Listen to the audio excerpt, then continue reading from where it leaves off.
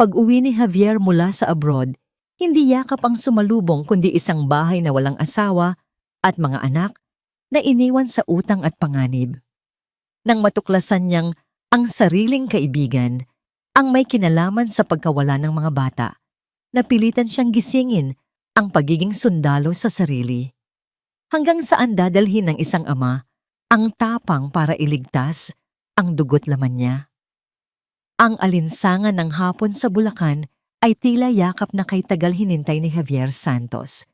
Bawat dampi ng mainit na hangin sa kanyang balat, bawat ugong ng tricycle na sinasakyan niya, bawat pamilyar na tanawin ng mga kabahayan at nagtataas ang puno ng mangga ay musika sa kanyang pandinig.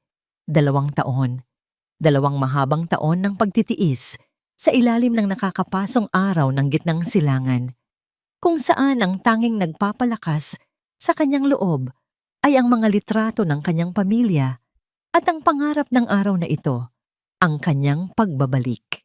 Dito na lang po, Manong, sabi niya sa driver at huminto ang tricycle sa tapat ng isang simpleng bahay na may munting hardin sa harapan. Iniabot niya ang bayad at kinuha ang malaking kahon na puno ng pasalubong. Isang manikang kasing laki ng 1 taon na bata para sa kanyang panganay na si Angela at sandamakmak na lata ng gatas at mga gamit pambata para kay Miguel, ang bunso niyang hindi pa niya nayayakap mula ng isilang. Hawak ang kahon sa isang kamay at ang maleta sa kabila. Dahan-dahan siyang naglakad palapit sa kanilang gate. Isang malawak na ngiti ang gumuhit sa kanyang mga labi. Surprise! Ito ang plano niya. Walang sino man ang nakakaalam ng kanyang pag-uwi, kahit ang asawa niyang si Maricar. Nai-imagine na niya ang magiging reaksyon nito. Ang panlalaki ng mga mata, ang sigaw na puno ng tuwa, at ang mahigpit na yakap na magpapawi sa lahat ng kanyang pagod. Ngunit nang itulak niya ang maliit na gate na bakal, napansin niyang hindi ito nakalak. Kumunot ang kanyang noo, palaging sinisigurado ni Maricar na nakakandado iyon. Baka nakalimutan lang, bulong niya sa sarili. Pilit na iwinawaksi ang kaba na unti-unting gumagapang sa kanyang dibdib. Sumigaw siya habang papalapit sa pinto. Surprise! Nakauwi na ang pogi niyong mister! Ang boses niya ay sinalubong lamang ng nakabibinging katahimikan. Walang masayang sigaw ni Maricar. Walang maliliit na yabag ni Angela na sasalubong sa kanya. Tanging ang mahinang ihip ng hangin na nagpatayo sa mga balahibo sa kanyang batok. Nabitawan niya ang kahon ng pasalubong. Bumagsak iyon sa semento at bumukas. Gumulong palabas ang mga lata ng gatas at ang manikang may peking ngiti sa mukha. Dahan-dahan niyang pinihit ang siradura ng pinto at bumukas din iyon ng walang kahirap-hirap. Hindi rin nakalak. Ang sala, na dati laging malinis at mabango, ay sinalubong siya ng amoy ng pinaghalong luma at panis na pagkain. Ang mga muebles ay nababalutan ng manipis na alikabok. May mga damit na nakakalat sa sahig at may mga pinagkainang plato na nakatiwangwang sa mesa. Maricar? Angela? Tawag niya ulit, mas malakas na ngayon. Itay's home! Walang sumasagot. Para siyang magnanakaw na naglalakad sa sarili niyang pamamahay. Bawat hakbang niya ay mabigat. Bawat pintig ng kanyang puso ay isang malakas na dagundong. Kinakabahan siya. Isang kaba na hindi niya naramdaman kahit sa gitna ng pinakamatinding panganib sa kanyang trabaho bilang security personnel. Tiningnan niya ang kusina. May mga langgam na nagpipiesta sa mga tirang pagkain sa lababo. Dumiretso siya sa kanilang silid. Magulo ang kama, bukas ang aparador, at nagkalat ang mga damit ni Maricar sa sahig. Pero wala siya doon. Nasaan sila? Nasaan ang mag-iina niya? Isang mahinang tunog ang pumukaw sa kanyang pansin. Isang tunog na parang ungol ng isang sanggol. Galing iyon sa itaas, sa kwarto ni Angela. Mabilis pa sa 4:00 ang kanyang mga hakbang paakyat ng hagdan. Ang bawat baitang ay parang isang pagsubok. Anak? Angela? Nang marating niya ang pinto ng silid, dahan-dahan niya itong binuksan. Isang madilim at kulob na hangin ang sumalubong sa kanya. At doon, sa gitna ng kadiliman, sa ibabaw ng isang maliit na kama, nakita niya ang isang eksenang tuluyang dumurog sa kanyang puso. Nakaupo si Angela, ang kanyang 10 taong gulang na prinsesa. Ngunit hindi ito ang Angela na nasa isip niya. Ang dati masayahin at mapupulang pisngi nito ay napalitan ng pamumutla. Ang mga mata nitong dati puno ng buhay ay ngayoy malalim at pagod. Payat na payat ang kanyang anak at sa mga braso nito ay may karga-karga siyang isang sanggol na umiiyak nang walang tunog. Si Miguel, parang may mga pako na bumaon sa sahig at hindi magawang igalaw ni Javier ang kanyang mga paa. Ang hangin ay tila ninakaw mula sa kanyang mga baga. Ito ba ang pamilyang iniwan niya? Ang anak na pinapangarap niyang mayakap ay halos butot balat. At ang panganay niya, ang kanyang munting Angela, ay tila isang matandang napilitang mamuhay sa katawan ng isang bata. Sa tabi ng kama, sa isang maliit na mesa, ay may isang mangkok ng malamig at natuyo ng lugaw. Iyon lang, walang iba. Angela, anak, halos pabulong na tawag ni Javier. Basag ang kanyang boses, puno ng sakit na hindi niya maipaliwanag. Dahan-dahang itinaas ni Angela ang kanyang tingin. Sa unang sandali, ang mga mata niya ay blanko, parang tumitingin sa isang multo. Ngunit nang unti-unti nitong nakilala ang mukha sa may pinto, isang kislap ng hindi makapaniwalang pag-asa ang sumilay. Ang mga labi nitong nanunuyo ay bahagyang bumuka. Tumulo ang luha mula sa mga mata ng bata, ngunit walang tunog ng pag-iyak. Pagod na ang kanyang kaluluwa para pa mang humikbi. Binasag ni Javier ang distansya sa pagitan nila. Lumuhod siya sa harap ng kanyang mag-ama. Nanginginig ang mga kamay na iniangat niya para hawakan ang pisngi ni Angela. Malamig. Ang balat nito ay malamig. Itay. Sa wakas ay sabi ng bata. Ang boses ay mahina at paos. Itay. Nandito na si Itay, anak. Nandito na ako, sabi ni Javier, habang ang sarili niyang mga luha ay malayang dumadaloy sa kanyang mukha. Kinuha niya si Miguel mula sa mga braso ni Angela. Magaan, napakagaan ng kanyang anak. Ang init ng katawan ng sanggol ay tila nagsusumbong ng pangungulila at gutom. Ikinulong ni Javier ang magkapatid sa kanyang mga bisig. Isang yakap na puno ng 2 taon na pangungulila. Ngunit ngayon ay nababahira ng matinding pagsisisi at galit. Galit sa sarili, galit kay Maricar, galit sa mundo. Paano nangyari ito? Saan siya nagkamali? Hinaplos niya ang buhok ni Angela. At doon, sa gitna ng kanilang yakap, sinabi ng bata ang mga salitang habambuhay na magmamarka sa puso at kaluluwa ni Javier. Itay, buti po umuwi na kayo.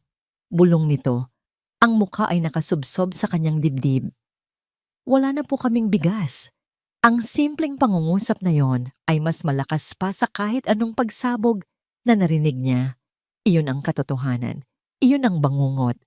Habang siya ay nagpapakapagod sa ibang bansa sa pag-asang mabigyan sila ng magandang buhay, ang mga anak niya ay nagugutom. Wala nang masasakit pa roon.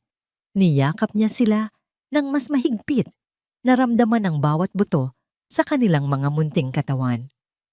Patawarin mo si Itay, anak. Patawarin mo ako. Paulit-ulit niyang bulong, hinaluan ng kanyang mga hikbi. Sa sandaling yun, habang hawak niya ang kanyang 2 kayamanan, habang nangangako sa sarili na aayusin niya ang lahat, biglang nag-vibrate ang kanyang cellphone sa bulsa. Hindi niya sana papansinin, ngunit sunod-sunod ang pag-vibrate nito. Naisip niya, baka isa sa mga kaibigan niya. Dahan-dahan niyang inilabas ang telepono habang ang isang braso ay nananatiling nakayakap sa kanyang mga anak. Isang mensahe mula sa hindi rehistradong numero. Binuksan niya ito. 2 pangungusap lamang ang nakasulat, ngunit sapat na iyon para mapatigil ang pagtibok ng kanyang puso at palitan ang sakit ng matinding panganib. Maligayang pagbabalik, Javier, may utang sa amin ng asawa mo at ikaw ang magbabayad. Ang mga salitang nabasa ni Javier ay tila lason na mabilis na kumalat sa kanyang buong sistema. Saglit siyang natigilan. Ang galit at sakit ay biglang nabalutan ng yelo ng takot. Hindi na ito simpleng pag-abandona. Hindi na ito simpleng pagtataksil. May panganib. Isang panganib na ngayon ay kumakatok sa mismong pintuan ng kanyang tahanan. Ngunit nang maramdaman niya ang bahagyang paggalaw ni Miguel sa kanyang mga bisig at ang mahigpit na pagkapit ni Angela sa kanyang damit, ang takot ay biglang nag-alab at naging purong determinasyon. Mamaya na ang mga nagbabanta. Mamaya na ang mga utang.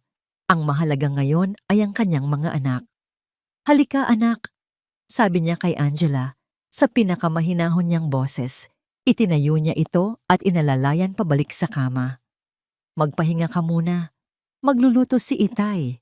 Iniwan niya si Miguel sa tabi ng ate nito at bumaba.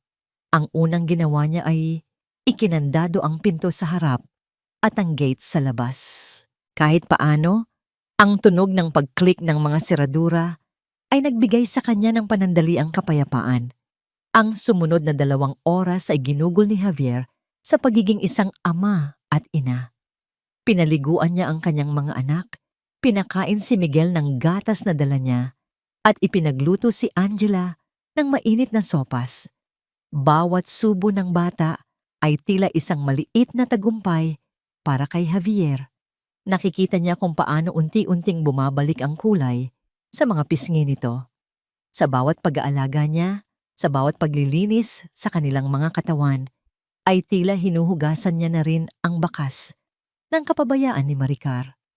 Habang natutulog na ang magkapatid, doon lamang hinarap ni Javier ang gulo ng kanilang bahay. Nagsimula siyang maglinis.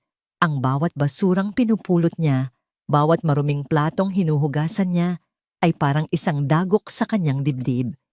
Ang mga mamahaling bote ng alak na walang laman sa ilalim ng lababo. Ang mga resibo mula sa mga restaurant na hindi niya kailanman naririnig. Ang mga damit na nakakalat na halatang isang beses lang sinuot. Ito ang mga bakas ng krimen ni Maricar, isang krimen ng pagwawaldas at paglimot. Pumasok siya sa kanilang silid-tulugan, dala ang isang malaking itim na garbage bag. Habang nililigpit niya ang mga nagkalat na damit ni Maricar, ang isip niya ay lumilipad. Saan siya nagkulang? Masyado ba siyang naging kampante? Masyado ba siyang nagtiwala? Ang bawat dolyar na ipinapadala niya ay may kasamang pawis, dugo, at pangungulila. At para lang pala itong lahat sa wala. Nang yumuko siya para pulutin ang isang sapatos sa ilalim ng kanilang kama, may naaninag siyang isang kahon. Isang luma at ordinaryong kahon ng sapatos. Dinala ito ng kanyang kuryosidad. Inilabas niya ito at binuksan, bumungad, sa kanya ang katotohanan. Ang kahon ay puno ng mga papel de sangla, alahas, relo. Kahit ang wedding ring nila, nakasangla lahat. Sa ilalim nito ay mga sulat ng paniningil mula sa iba't ibang kumpanya ng credit card at pautangan. At sa pinakailalim, may isang maliit na notebook, isang diary. Nanginginig ang mga kamay na binuklat ito ni Javier. Ang bawat pahina ay puno ng mga pangarap ni Maricar, mga pangarap na walang puwang para sa kanya o sa kanilang mga anak. Mga bagong bag, mga party kasama ang mga amiga, mga out-of-town trip na hindi man lang niya nabanggit. At ang pinakamasakit sa lahat, ang mga huling entry ay puno ng desperasyon, ng pag-amin sa malaking pagkakautang at ng pagbanggit sa isang investment na mag-aahon daw sa kanila sa hirap. Isinara niya ang diary, hindi na niya kaya. Ang galit na kanina pa niya pinipigilan ay sumabog. Napasuntok siya sa pader, hindi ininda ang sakit. Tanging ang kirot sa kanyang puso ang nangingibabaw. Kasabay ng pag-agos ng kanyang luha ay ang tunog ng katok sa pinto. "Paring Javier, buksan mo to. Ako to, si Rico." Si Rico, ang kanyang matalik na kaibigan, ang kumpare niya, ang taong pinagkakatiwalaan niyang tumingin-tingin sa pamilya niya Habang wala siya, nag-atubili si Javier, ngunit sa huli ay pinunasan niya ang kanyang mga luha at bumaba para pagbuksan ito. Bumungad sa kanya ang nag-aalalang mukha ni Rico. May daladalang dalawang malaking supot ng pagkain. Pare, nabalitaan ko sa mga kapitbahay na umuwi ka raw. Nagulat ako. Kamusta ka na? Teka, bakit namumugto yung mga mata mo? Anong nangyari? Hindi na napigilan ni Javier. Ikinuwento niya ang lahat. Ang nadatnan niyang bahay, ang kalagayan ng mga bata, ang pagkawala ni Maricar. Ngunit hindi niya binanggit ang tungkol sa text message o sa mga utang. May kung anong nagpipigil sa kanya. Hayop na babaeng yan! Bulalas ni Rico matapos marinig ang lahat. Inakbayan niya si Javier at tinapik-tapik sa likod.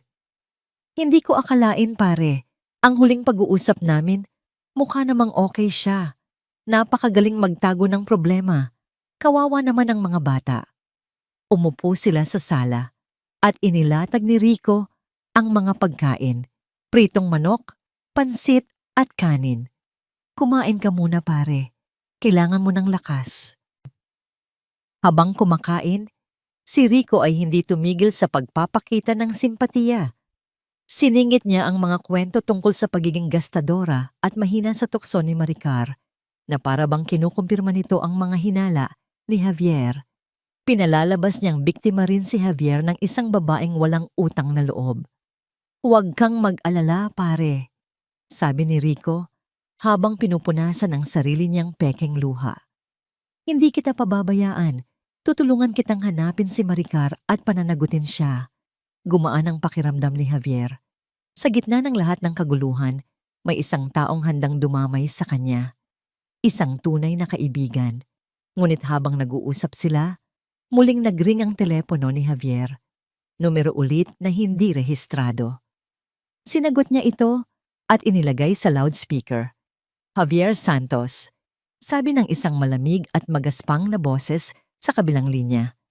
Nakatanggap ka na ba ng mensahe namin kanina? Simple lang ang usapan. Ihanda mo ang 500,000. Kung hindi, baka isang araw, paggising mo, kulang na ng daliri yang mga anak mo. Nanlamig ang buong katawan ni Javier. Napatingin siya kay Rico na nanlalaki rin ang mga mata sa gulat. Sino kayo? Sigaw ni Javier. Huwag mo nang alamin. Sagot ng lalaki bago ibaba ang tawag. Katahimikan. Mga demonyo sila pare. Basag ni Rico sa katahimikan, ang mukha ay puno ng galit. Sinasabi ko na nga ba? Malamang nalulong sa sugalyang si Maricar at nagkautang sa mga loan shark. Tumayo si Rico. Huwag kang mag-alala pare, nandito lang ako. Tutulungan kitang hanapin si Maricar at aayusin natin to. Tumangulang si Javier, ang isip ay blanko.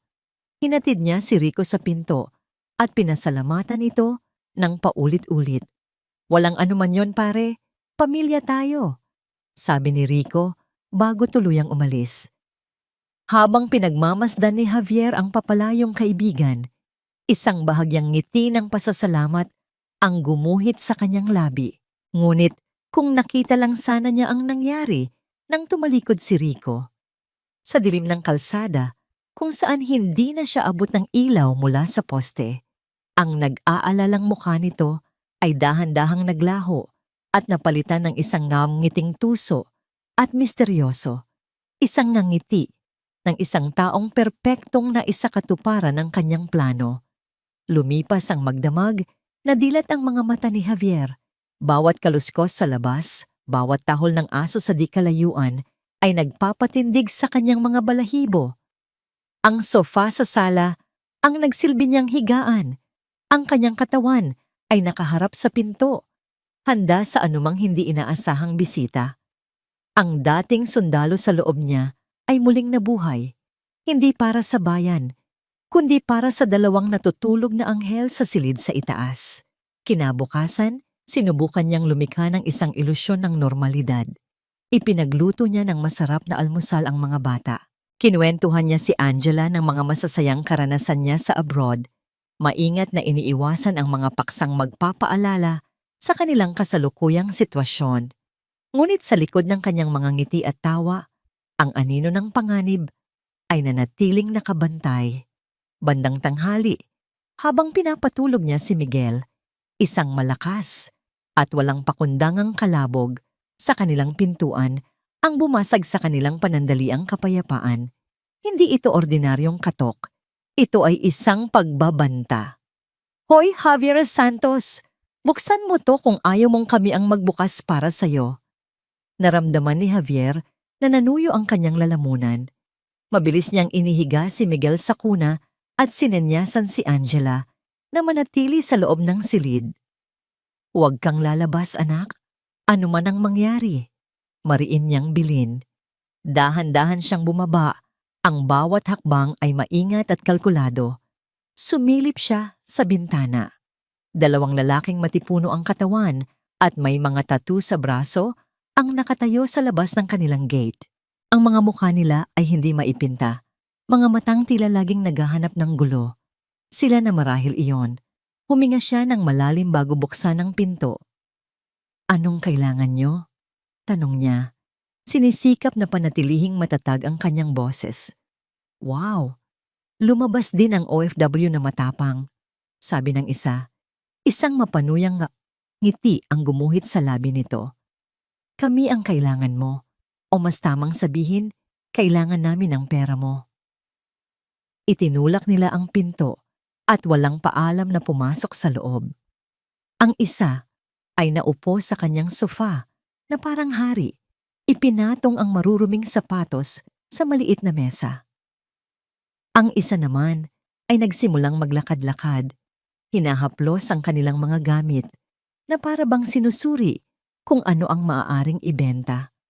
500,000, sabi ng lalaking nakaupo, diretsong nakatingin kay Javier. Iyon ang utang ng magaling mong asawa at dahil wala siya, sayo namin sisingilin. With interest, of course. Wala akong ganyang kalaking pera. Sagot ni Javier, ang mga kamao ay nakakuyom sa kanyang tagiliran. Tumawa ang lalaki. Problema mo na yan. Pero para ipakita sa'yo na hindi kami masamang kausap, bibigyan ka namin ng palugit. May kinuha siya sa kanyang bulsa, isang litrato. Inihagis niya ito sa mesa. Nangatog ang mga tuhod ni Javier nang makita niya kung ano yon.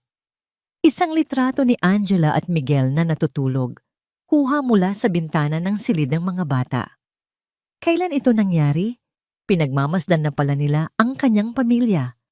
1 linggo, sabi ng lalaki. Ang boses ay biglang naging malamig at puno ng lason. Kung pagkatapos ng 1 linggo ay wala kang pera, babalik kami. At sa pagbalik namin, baka hindi mo na sila makitang muli ng buo. Naiintindihan mo ba?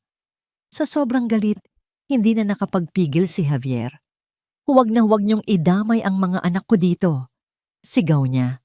Ang lalaking naglalakad-lakad ay biglang sinipa ang isang florera sa tabi. At nabasag ito sa sahig. Pinagsasabihan ka lang ng maayos, pare. Huwag kang mag-alala. Hindi namin sila sasaktan. Kung magbabayad ka. Kasabay ng paglagapak ng nabasag na florera ay ang pagbukas ng pinto ng silid sa itaas. Lumabas si Angela. Ang muka ay puno ng takot dahil sa ingay na narinig. Nakita niya ang 2 estranghero, ang basag na florera, at ang galit na mukha ng kanyang ama. Ang mga mata ng 2 lalaki ay napako sa bata. Isang masamang nangiti ang sumilay sa kanilang mga labi. Ayan pala ang anghel mo, oh. Napakagandang bata. Sayang kung magkakasugat. Iyon na ang huling mitya para kay Javier. Ngunit bago pa siya makakilos, nakita niya ang purong takot sa mga mata ni Angela. Ang bata ay nanginginig, hindi makagalaw sa kinatatayuan, at ang mga luha ay tahimik na dumadaloy sa kanyang mga pisngi.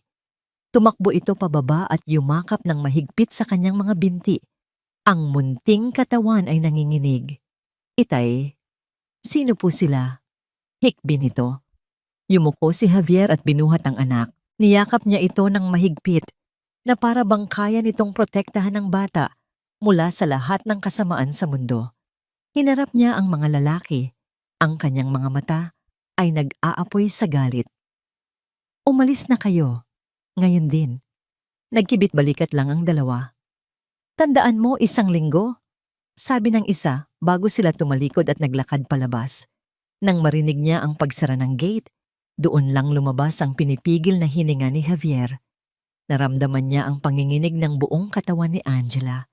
Hinaplos niya ang buhok nito. Shh! Wala na sila, anak.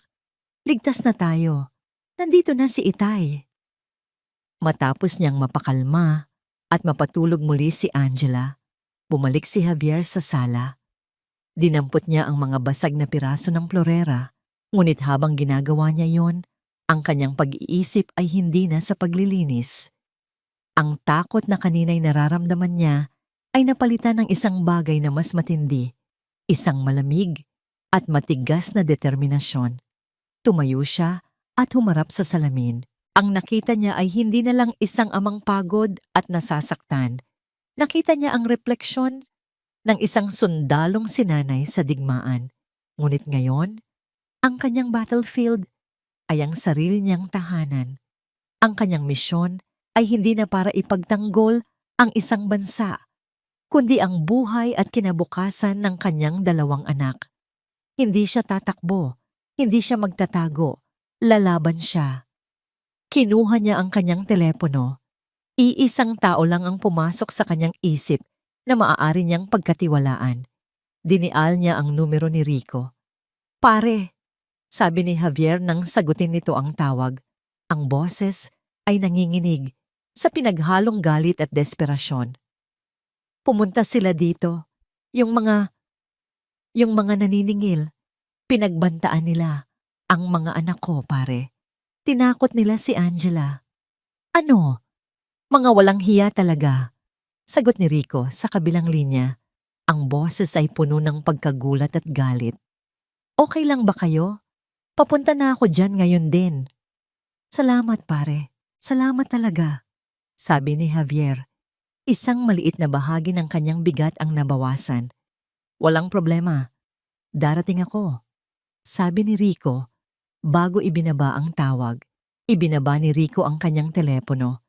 Nasa loob siya ng isang madilim na kotse na nakaparada sa di kalayuan. Sa tabi niya ay ang 2 lalaking kagagaling lang sa bahay ni Javier. Napangisi si Rico. Magaling, sabi niya sa 2. Galingan niyo pa ang pananakot sa susunod. Kailangan kong magmukhang bayani sa harap niya. Matapos ang insidente, ang bahay ng mga Santos ay nabalot ng isang kakaibang katahimikan, isang katahimikang mas mabigat kaysa sa ingay ng panganib. Alam ni Javier na ang takot ay isang anay na kayang sirain ang pundasyon ng isang tahanan ng mas mabilis kaysa sa kahit anong pisikal na banta. Kailangan niyang ibalik ang normalidad, kahit pa ito ay isang pinipilit na normalidad lamang. Kailangan niya itong gawin para kay Angela. Kinabukasan, maaga siyang gumising. Sa unang pagkakataon sa loob ng maraming taon, siya ang naghanda ng baon at uniforme ng kanyang anak. Pinansya niya ang gusot na palda nito, inayos ang puting medyas, at ipinagluto ito ng paborito nitong sinangag at itlog. Ang mga gawaing ito, na dati obligasyon lamang para sa kanya, ngayon ay tila isang sagradong ritual. Gising na, prinsesa. Gising niya kay Angela, may kasamang malumanay na halik sa noo. Baka malate ka sa eskwela. Nagmulat ang bata, ngunit ang mga mata nito ay walang kislap. Ayoko pong pumasok, Itay, mahinang sabi nito. Umupo si Javier sa gilid ng kama. Bakit naman? Na-miss mo na ang mga kaklase mo, di ba? Umiling si Angela. Paano po kung bumalik sila? Ang tanong na yon ay isang punyal na bumaon ng diretso sa puso ni Javier. Nakita niya ang trauma sa likod ng mga mata ng kanyang anak. Hindi na ito simpleng takot. Ito ay isang sugat. Hindi sila babalik habang nasa eskwela ka, paniniguro niya. At kahit bumalik pa sila, nandito si Itay. Hindi ko hahayaang saktan kanila. Pangako yan. Hinawakan niya ang kamay nito. Kailangan mong pumasok, anak. Kailangan mong ipakita sa kanila at sa sarili mo na hindi tayo natatakot. Sa huli, napapayag din niya si Angela. Hinatid niya ito sa paaralan at sa buong paglalakad nila, hindi bumitaw ang mahigpit na pagkakahawak ng bata sa kanyang kamay. Bago ito pumasok sa gate, muli niya itong niyakap. Susunduin kita mamaya, okay? Hihintayin ako ni Itay dito mismo. Habang pinagmamasdan niyang maglakad papalayo ang kanyang anak, isang halo ng pagmamalaki at sakit ang kanyang naramdaman. Ang kanyang munting Angela ay napipilitang maging matapang sa isang edad, kung kailan ang tanging dapat nitong problemahin ay ang kanyang mga aralin at laro. Nang hapon na yon, tinupad ni Javier ang kanyang pangako. Isa siya sa mga unang magulang na nag-abang sa labas ng gate. Ngunit sa halip na umuwi agad, dinala niya si Angela sa paborito nilang lugar noon, ang tabing ilog, kung saan sila madalas magpalipad ng saranggola. Umupo sila sa damuhan, sa ilalim ng isang malaking puno ng akasya. Walang nagsasalita. Pareho silang nakatingin sa marahang agos ng tubig. Si Angela ay abala sa paghagis ng maliliit na bato sa ilog.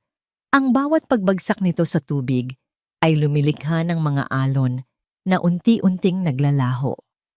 Kamusta ang eskwela? Basag ni Javier sa katahimikan. Nagkibit balikat lang ang bata. May ipagtatapat sa'yo si Itay, muling sabi ni Javier. Natatakot din ako, anak. Napahinto si Angela sa paghagis at napatingin sa kanya. May pagtataka sa mga mata nito. Natatakot ako para sa inyo ni Miguel. Pagpapatuloy niya. Natatakot ako na baka hindi ko kayo kayang protektahan. At nagsisisi ako na wala ako sa tabi ninyo noong kailangan niyo ako. Ang pag-amin na yon ay tila isang susi na nagbukas sa damdaming matagal nang ikinulong ni Angela. Nakatitig lang si Angela sa kanyang Itay. Nakikita niya ang lungkot sa mga mata nito. Isang lungkot na katulad ng nararamdaman niya. Sa loob ng maraming buwan, mag-isa niyang kinimkim ang lahat. Ang pag-alis ng kanyang mama Maricar, ang walang tigil na pag-iyak ni Miguel sa gabi, ang unti-unting pagkaubos ng kanilang pagkain. Natuto siyang magsinungaling. Sinasabi niya sa mga kapitbahay na may sakit ang kanyang mama kaya hindi makalabas. Natuto siyang mahiya. Pumupunta siya sa likod bahay ng kanilang tiyahin para humingi ng kaunting kanin kapag wala nang makita ang kanyang Itay. Natuto siyang maging matanda. Siya ang nagpapatulog kay Miguel, kahit siya mismo ay hindi makatulog sa takot at gutom. Pero ngayon, sa harap ng kanyang Itay, sa pag-amin nito na natatakot din ito, parang may kung anong bumigay sa loob niya. Noong wala po kayo, nagsimula siyang magsalita. Ang boses ay nanginginig.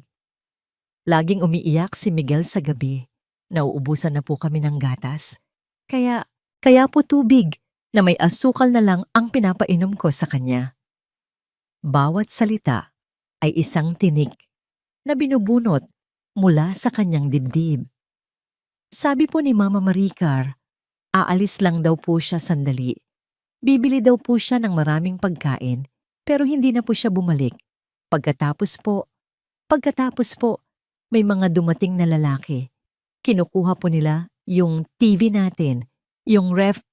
Sabi po nila, bayad daw po yun ni Mama. Hindi na niya napigilan. Ang mga luhang matagal niyang itinago ay bumuhos na parang ulan. Humikbi siya. Hindi na isang batang napipilitang maging matapang, kundi isang ordinaryong bata na nasasaktan at nangungulila.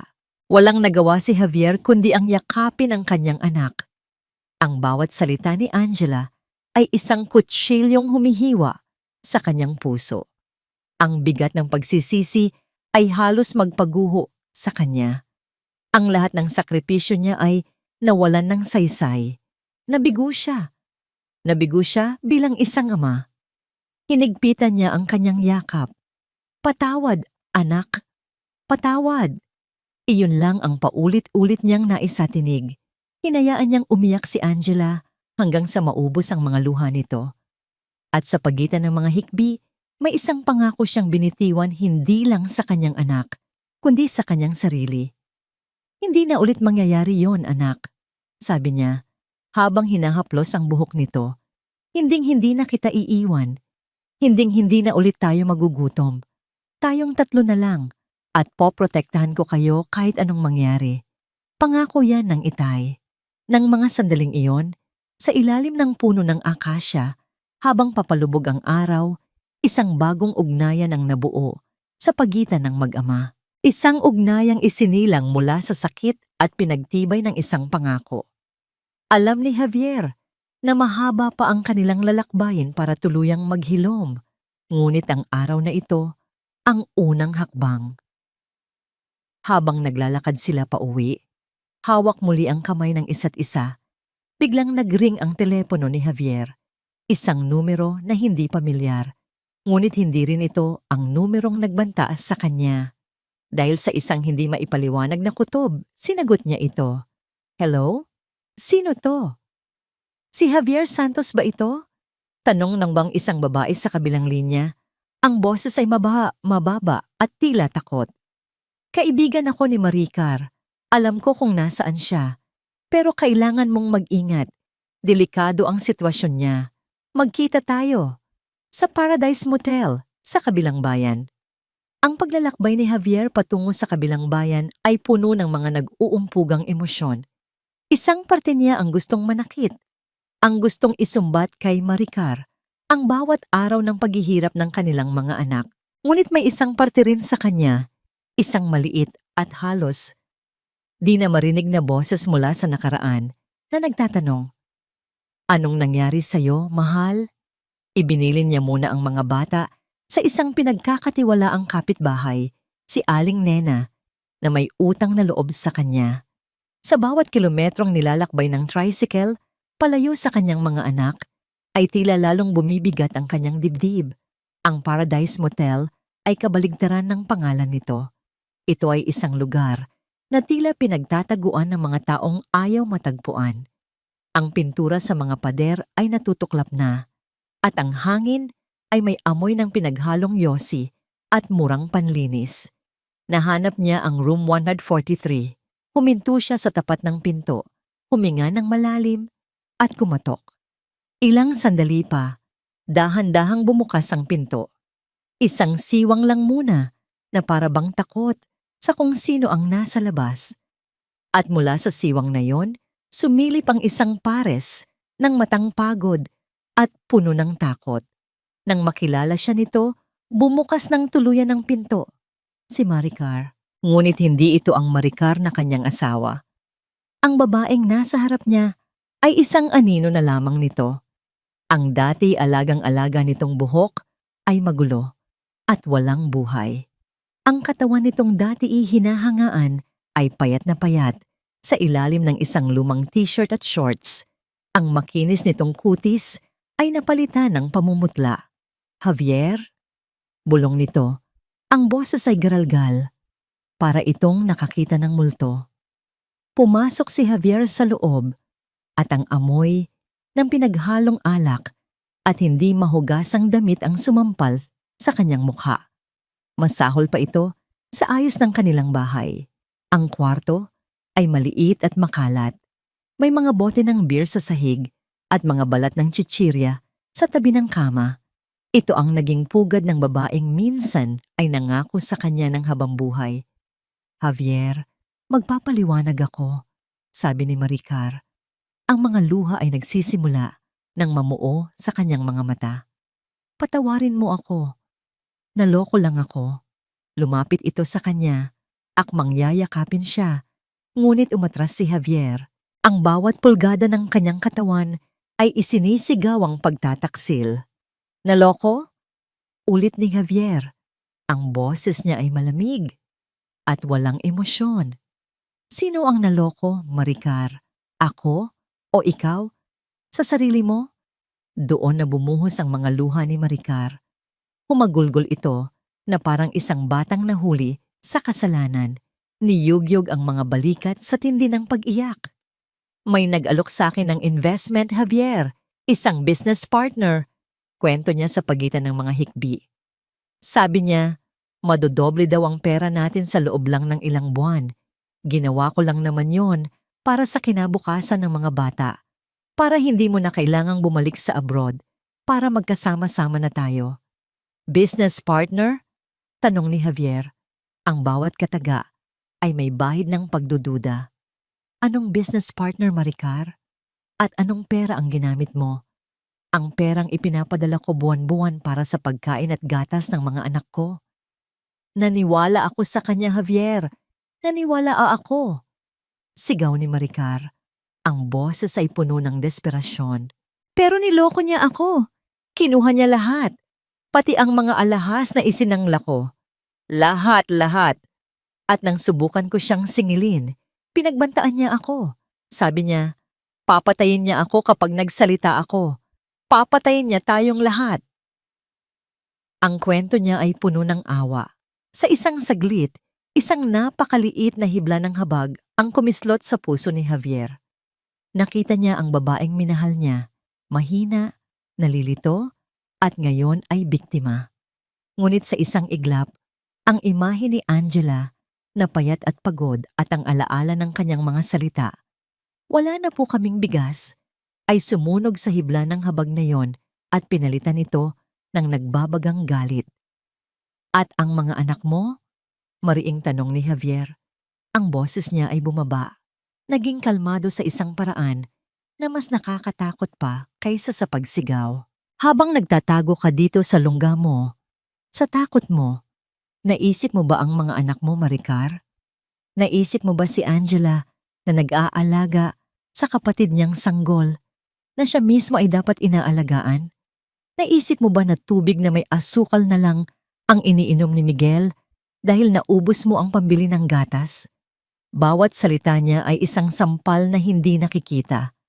Napatigil sa pag-iyak si Maricar, napalitan ang kanyang mukha ng pagkabigla na para bang ngayon lang niya narinig ang totoong bigat ng kanyang kasalanan. Hindi ko sinasadya. Halos pabulong niyang sabi. Hindi sinasadya. Sa wakas ay sumabog ang boses ni Javier, umalingaw-ngaw sa maliit na silid na paurong si Maricar. Ang iwanan ng dalawang bata na walang kalaban-laban, hindi sinasadya, habang ikaw, nagpapakasaya sa buhay kasama ng kung sinong business partner mo? Naging hysterical si Maricar. Hindi mo naiintindihan, delikado siya. Huwag kang tatawag ng pulis. Javier, pakiusap. Masisisira ang buhay natin. Sa sobrang taranta, nanginginig niyang kinapa ang kanyang bulsa. Dumukot siya ng isang kaha ng yosi. Habang kinukuha niya ito, may isa pang bagay siyang nadukot, isang lighter na metal. Dahil sa panginginig ng kanyang mga kamay, nahulog ito mula sa kanyang palad at lumagapak sa sahig na semento na may malakas na kalansing.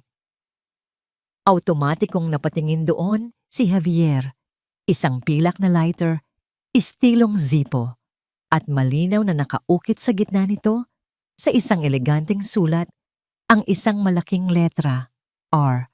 Natigilan si Javier. Ang letrang yon. May kung anong pamilyar dito, ngunit hindi niya maisip kung saan o kanino. Mabilis na pinulot ni Maricar ang lighter at mahigpit na ikinuyom sa kanyang palad. Ngunit huli na ang lahat. Nakita na niya. Ang pagmamadali at takot sa mga mata ni Maricar ay isang malinaw na pag-amin na may itinatago ito. Sino siya, Maricar? Tanong ni Javier. Ang boses ay mahinahon, ngunit may bigat ng bakal. Sino ang may-ari niyan? Wala yon. Napulot ko lang yan. Mabilis niyang sagot. Isang pagsisinungaling na halatang halata. Pakiusap, Javier, umalis ka na. Kalimutan mo nang nakita mo ako dito. Para na rin sa kaligtasan ni Con ninyo. Tinitigan siya ni Javier ng matagal. Nakita niya ang kasinungalingan. Nakita niya ang takot. At naunawaan niyang wala na siyang makukuhang sagot mula dito sa ngayon. Tumalikod siya nang walang imik at naglakad patungo sa pinto. Javier! Sandali! Desperadong tawag nito. Huminto siya sa may pintuan, ngunit hindi siya lumingon. Ayusin mo ang buhay mo, Maricar. Pero huwag ka nang lalapit pa sa mga anak ko. Isinara niya ang pinto. Iniwan si Maricar sa gitna ng kanyang mga hikbi at mga lihim. Habang naglalakad siya palayo sa paraisong iyon, ang isip niya ay gulong-gulo. Ang galit niya ay napalitan ng isang mas malalim na pag-aalala. Sino ang taong kinatatakutan ni Maricar? At sino si R? Habang nasa tricycle na siya pabalik, muling nag-vibrate ang kanyang cellphone. Isang text message mula kay Rico ang laman nito. Kamusta pare? May balita na ba kay Maricar? Nag-aalala na ako. Napatingin si Javier sa mensahe pagkatapos ay sa labas ng bintana. Ang letrang R mula sa lighter ay tila sumasayaw sa kanyang isipan. Isang hindi maipaliwanag na kaba ang biglang gumapang sa kanyang dibdib. Ang pagdududa, minsang maitanim, ay parang isang halamang makamandag. Dahan-dahan itong gumagapang. Ang mga ugat nito ay kumakapit sa bawat sulok ng iyong isipan hanggang sa balutin nito ang lahat ng iyong tiwala at palitan ng lason. Ganoon ang nararamdaman ni Javier sa mga sumunod na araw. Ang imahe ng lighter na may letrang R at ang text message ni Rico ay paulit-ulit na naglalaro sa kanyang isip. Nag-uumpugan. Hindi niya matanggap ang koneksyon, ngunit hindi rin niya ito kayang isantabi. Si Rico, ang kanyang kumpare, ang matalik niyang kaibigan na itinuturing niyang kapatid? Imposible. Ngunit paano kung hindi? Isang umaga, habang nagkakape, nagpasya si Javier. Hindi na niya kayang mabuhay sa pagdududa. Kailangan niyang malaman ang katotohanan, kahit gaano pa ito kasakit. At para magawa iyon, kailangan niyang maglatag ng sarili niyang patibong. Tinawagan niya si Rico. Pare, sabi niya, sinisikap na gawing desperado at pagod ang kanyang boses. Hindi ko na alam ang gagawin ko. Kailangan kong makahanap ng pera. Kahit saan, kahit kanino. Hey pare, sinasabi ko na nga ba? Sagot ni Rico, ang boses ay puno ng pekeng awa. Huwag kang mag-alala. Sabi ko naman sa'yo, hindi kita pababayaan. May kilala akong pwedeng magpautang. Medyo malaki ang interes, pero mabilis kausap. Kahit sino, pare, kailangan ko na talaga. Sabi ni Javier. Pwede mo ba akong samahan? Siyempre naman, iyan lang pala. Mamayang hapon, sunduin kita. Sabi ni Rico. Ibinaba ni Javier ang tawag. Ramdam niya ang malamig na pawis sa kanyang noo. Nagsimula na. Wala nang atrasan. Nang hapong yon, dumating si Rico sakay ng kanyang luma, ngunit alagang kotse. Sa buong biyahe si Rico ay hindi tumigil sa pagbibigay ng payo. Paulit-ulit niyang sinisiraan si Maricar. Na kesyo, ganyan talaga ang mga babae kapag nasisilaw sa pera. At buti na lang at umuwi ka pare. Kung hindi, baka pati bahay niyo na ibenta na. Bawat salita ni Rico ay tila isang kutsilyong lalong nagpapatibay sa determinasyon ni Javier. Nakikinig lang siya, tumatango, nagpapanggap na sang-ayon sa lahat, habang ang kanyang mga mata ay matamang nagmamasid sa bawat kilos ng kanyang kaibigan. Pumasok sila sa isang masikip na eskinita sa kabilang barangay, isang lugar na kilala bilang pugad ng mga nagpapautang ng may malaking tubo. Huminto sila sa tapat ng isang lumang bahay na may tindahan sa harapan. Sa labas, may dalawang lalaking nakatambay, umiinom ng beer. Iyon din ang dalawang lalaking pumunta at nagbanta sa kanyang pamamahay. Nanigas si Javier sa kanyang kinauupuan. Naramdaman niya ang pagbilis ng tibok ng kanyang puso. Ngunit pinilit niyang kontrolin ang kanyang reaksyon. Nagpanggap siyang hindi sila napansin. Dito na tayo pare, masayang sabi ni Rico. Bumaba siya ng kotse at binati ang dalawang lalaki na parang matagal nang kakilala. Mga bata, eto na yung kaibigan ko. Asikasuhin niyo ng maayos ha? Tumango ang dalawang lalaki at ngumisi kay Javier. Pumasok sila sa loob. Ang lugar ay masikip at mausok. May ilang mga lalaking naglalaro ng baraha sa isang sulok. Sa gitna, sa likod ng isang malaking mesa, ay may isang matabang lalaki na maraming gintong singsing sa daliri. Ang boss. Boss, eto na si Javier. Yung naikwento ko sa'yo. Sabi ni Rico. Tinapik pa siya sa balikat. Umupo si Javier sa silyang nasa harap ng mesa. Si Rico ay tumayo sa kanyang likuran na para bang isang mapagmalasakit na kaibigang nag-aalalay. Nagsimula ang usapan. Magkano ang kailangan niya? Kailan niya babayaran? Ano ang kolateral? Si Javier ay sumasagot ng mechanical. Ang kanyang isip ay nasa ibang lugar. Pinagmamasdan niya ang lahat. Ang mga tao sa paligid, ang maruruming pader, ang mga bote ng alak. At doon, nangyari ang isang bagay na tuluyang gumuho sa kanyang mundo. Habang nagpapaliwanag ang boss tungkol sa rules ng pautang, si Rico, na tila naiinip, ay dumukot ng isang kahan ng yosi mula sa kanyang bulsa. Kinagat niya ang isang stick at isinaksak sa kanyang labi. Pagkatapos, dumukot siyang muli sa parehong bulsa at inilabas niya ito. Isang pilak na lighter, istilong Zippo. Itinaas niya ito at sa liwanag ng nag-iisang bombilya sa silid, kumislap ang letrang nakaukit dito. Isang malaking, eleganteng letra. Napahinto sa paghinga si Javier. Ang buong mundo ay tila nag-slow motion. Ang ingay ng mga nagbabarahang lalaki ay nawala. Ang boses ng matabang boss ay naging isang malayong ugong. Ang tanging nakikita niya ay ang lighter na yon at ang apoy na lumabas dito nang buksan ito ni Rico. Ang lighter ni Maricar. Ang lighter ng kanyang business partner. Ang lighter ng taong sumira sa kanyang pamilya. Isang kidlat ng mga alaala ang sabay-sabay na tumama sa kanyang isipan. Ang pagpupumilit ni Rico na tulungan siya. Ang sakto nitong pagdating matapos ang bawat gulo.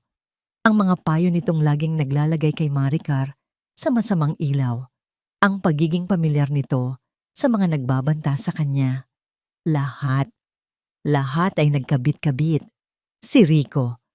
Siya ang ahas. Siya ang lason. Napasandal si Javier sa kanyang upuan. Ang kanyang mukha ay namutla. Ang sakit ng katotohanan ay 1,000 beses na mas matindi kaysa sa sakit ng pagtataksil ni Maricar. Ito ay isang sugat na hindi lang sa puso, kundi sa kaluluwa. Hindi napansin ni Rico ang pagbabago sa reaksyon ni Javier. Masyado siyang kampante. Matapos sindihan ng yosi, ibinalik niya ang lighter sa kanyang bulsa at tinapik ang balikat ng matabang boss. Sige boss, kayo na ang bahalang mag-usap, sabi ni Rico. At bilang sagot, ang boss, sa isang boses na narinig ng lahat sa silid, ay tumingin kay Rico at sinabi ang mga salitang nagsilbing huling pako sa kabaong. Boss, sabi ng matabang lalaki habang nakatingin kay Javier, eto na ba yung sinasabi mong kaibigan mong OFW na marami tayong makukuha? Sa isang iglap, tumigil ang lahat. Ang mga nagbabarahang lalaki ay napatingin sa kanila. Napahinto ang matabang boss na pagtanto ang kanyang pagkakamali. At si Rico ay natigilan. Ang nangiti sa kanyang labi ay unti-unting naglaho.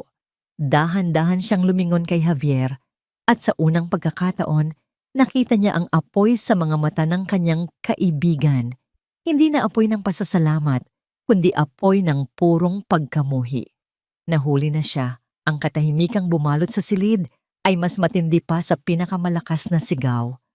Bawat segundo ay tila isang oras, habang ang katotohanan ay dahan-dahang lumulubog sa kamalayan ng lahat. Ang pagtataksil ni Rico ay nakalantad na, hindi dahil sa isang matalinong plano, kundi dahil sa isang simpleng pagkakamali. Isang pagdulas ng dila na nagsilbing mitya sa isang bombang matagal nang gustong sumabog. Ang unang kumilos ay si Rico. Ang pagkagulat sa kanyang mukha ay mabilis na napalitan ng determinasyon. Isara niyo ang pinto! Sigaw niya sa kanyang mga tauhan. Huwag niyong hahayaang makalabas yan. Ngunit huli na sila. Sa sandaling marinig ni Javier ang utos ni Rico, isang switch ang nagbago sa kanyang utak. Ang sakit, ang galit, ang pagkabigla. Lahat ng emosyon na yon ay nagkumpol-kumpol at naging isang bagay na mas simple at mas primal. Ang instinct na mabuhay, ang dating sundalo na natutulog lang sa kanyang kalooban ay biglang nagising. Bago pa man makalapit ang dalawang lalaking nakabantay sa pinto, si Javier ay kumilos na. Sa isang mabilis na galaw na hindi inaasahan ng sinuman, sinunggaban niya ang mabigat na silyang kinauupuan niya at ibinato ito ng buong lakas sa matabang boss. Tumama ito sa dibdib ng lalaki na napahandusay sa sahig kasama ang kanyang mesa, kasabay ng malakas na kalabog. Ginamit ni Javier ang ilang segundong pagkalito ng lahat. Tumalon siya sa ibabaw ng nagulong mesa. Ang isa sa mga lalaking nagbabantay sa pinto ay sumugod sa kanya, ngunit sinalubong siya ni Javier ng isang malakas na siko sa mukha. Natumba ang lalaki, walang malay. Ang isa pang bantay ay bumunot ng isang maliit na patalim.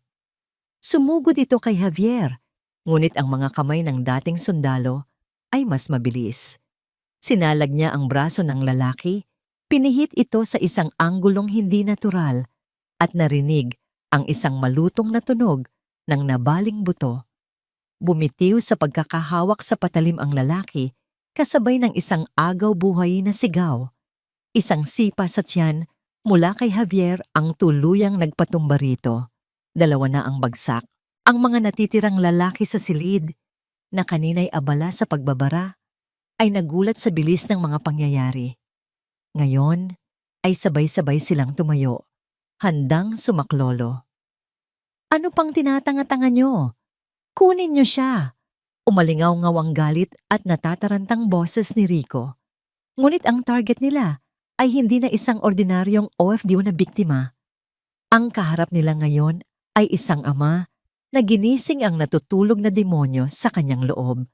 Ang tanging nasa isip ni Javier ay makalabas at makauwi.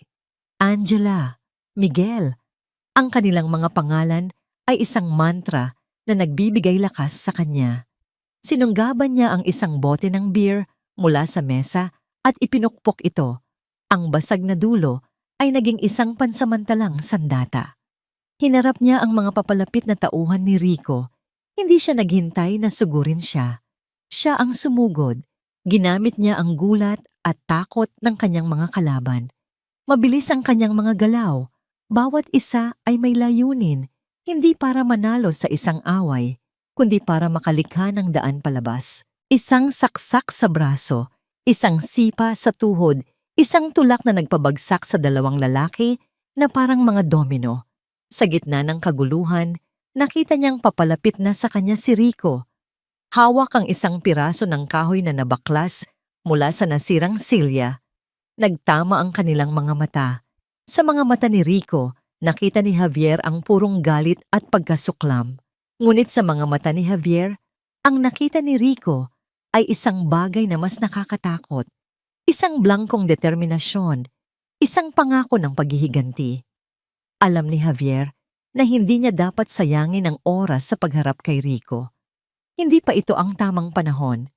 Ang mahalaga ay ang kanyang mga anak. Itinapon niya ang basag na bote sa direksyon ni Rico na naging dahilan para mapaatras ito. Ginamit niya ang pagkakataong yon para tumakbo ng buong bilis palabas ng pinto. Habulin na nyo! Huwag niyong pakawalan! Narinig niyang sigaw ni Rico mula sa likuran. Humahagibis si Javier sa masisikip na eskinita.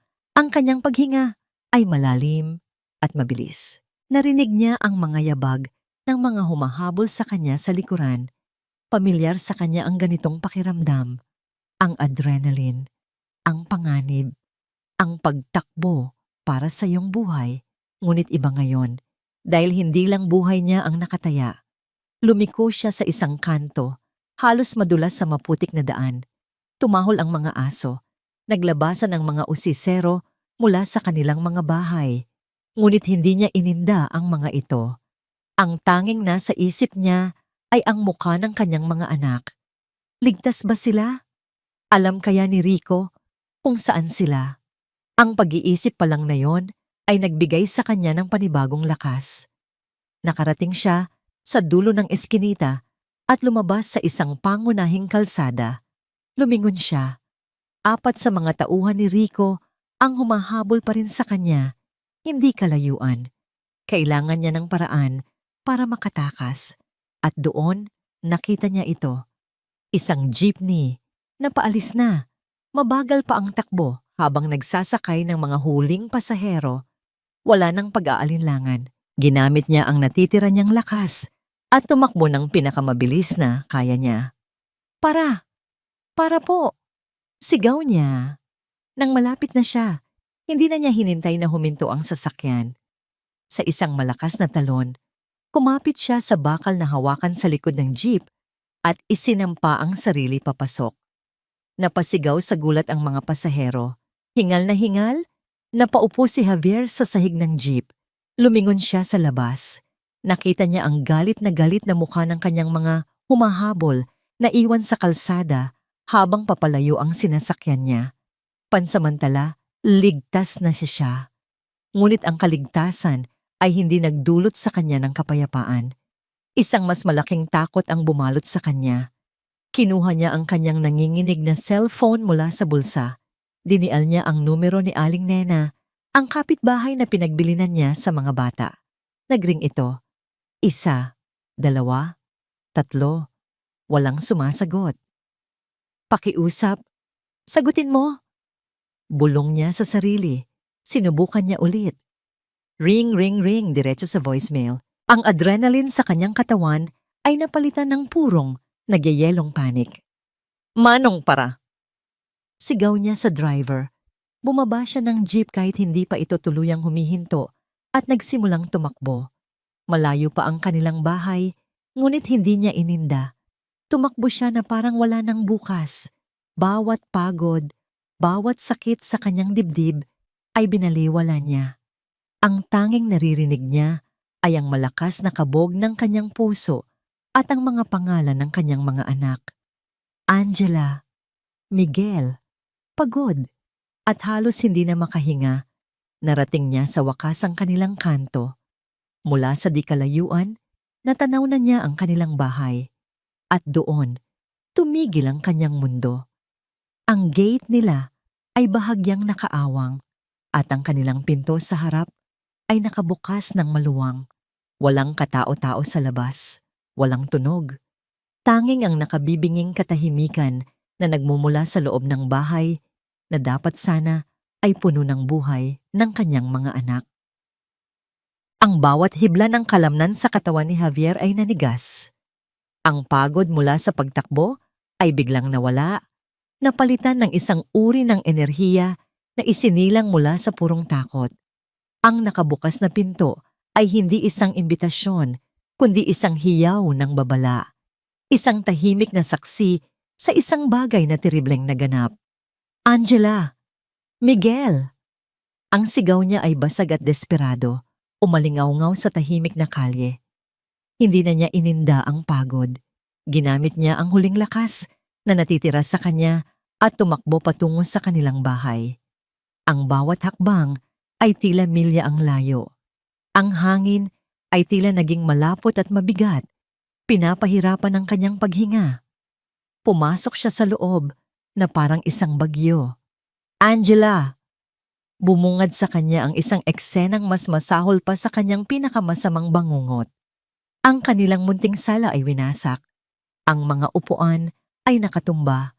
Ang mga unan ay may mga hiwa. At ang mga gamit na pinag-ipunan niya ay nagkalat at wasak sa sahig. Ang mga larawan ng kanilang pamilya na nakasabit sa pader ay ibinagsak. Ang mga salamin nito ay basag, na parang mga bituin, na nawalan ng ningning. Ito ay hindi pagnanakaw. Ito ay isang mensahe ng galit at kapangyarihan. Angela! Miguel! Nasaan kayo mga anak? Umakyat siya ng hagdan, 2 baitang sa bawat hakbang. Ang puso niya ay dumadagundong sa kanyang dibdib na para bang gusto nitong kumawala. Pumasok siya sa silid ng mga bata. Ang kama ay magulo. Ang mga kumot ay nasa sahig. Ang mga laruan ni Miguel ay ikinalat na parang mga basura. Ang bintana ay nakabukas ng maluwang. Ang puting kurtina ay marahang iwinawagayway ng hangin na para bang isang multong nagpapaalam. Ngunit wala sila. Ang silid ay walang tinig. Ang masasayang halakhak at mahinang pag-iyak na pumupuno sa silid na ito sa mga nakalipas na araw ay nawala. Napaluhod si Javier sa gitna ng silid. Ang lakas ay tuluyang umalis sa kanyang katawan. Inilibot niya ang kanyang paningin, desperadong naghahanap ng kahit anong senyales, kahit anong bakas. At doon, sa ilalim ng kama, sa gitna ng alikabok at kalat, may isang bagay na kumislap. Gumapang siya palapit dito. Ang kanyang nanginginig na mga kamay ay dinampot ito. Isang maliit na hair clip na hugis paru-paro. Ang paboritong hair clip ni Angela. Ang bigay niya rito bago siya umalis papuntang abroad. Kinuyom niya ito sa kanyang palad. Ang matigas na plastik ay bumaon sa kanyang balat, ngunit ang sakit ay hindi niya naramdaman. Ang sakit sa kanyang puso ay mas matindi. Napayuko siya. Ang kanyang noo ay sumayad sa malamig na sahig.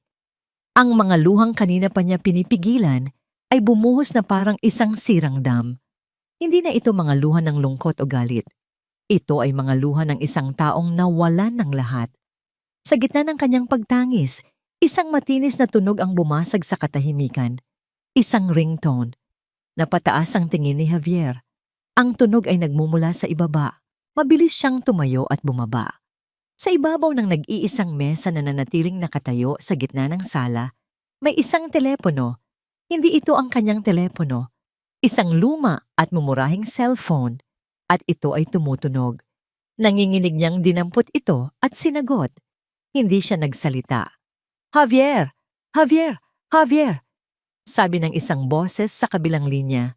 Isang boses na napakapamilyar, ngunit ngayon ay puno ng isang kasamaang hindi niya kailanman inakala. Ang boses ni Rico. Kamusta ang pag-eehersisyo mo kanina? Napagod ka ba? Mapanuyang tanong nito. Sayang at nakatakas ka. Pero huwag kang mag-alala. May iniwan akong souvenir para sa'yo. Nasaan ang mga anak ko, Rico? Sigaw ni Javier. Ang boses ay garalgal sa galit at pag-aalala. Hayop ka! Anong ginawa mo sa kanila? Isang malutong na tawa ang isinagot ni Rico. Huminahon ka pare. Buhay pa sila. Sa ngayon, nakikinig ka ba? May maliit na boses dito na gustong kumausap sa'yo. Ilang sandali ng katahimikan at pagkatapos ay narinig ni Javier ang isang tunog na tuluyang dumurog sa natitira niyang pag-asa. Iitay ang boses ni Angela. Mahina, nanginginig at puno ng takot. Angela! Anak, okay ka lang ba? Huwag kang matakot, anak. Pupunta si Itay. Biglang nawala ang boses ng bata at napalitan muli ng tawa ni Rico. Sweet, di ba? Isang masayang family reunion, pero may bayad ang reunion na to, Javier. Magkano?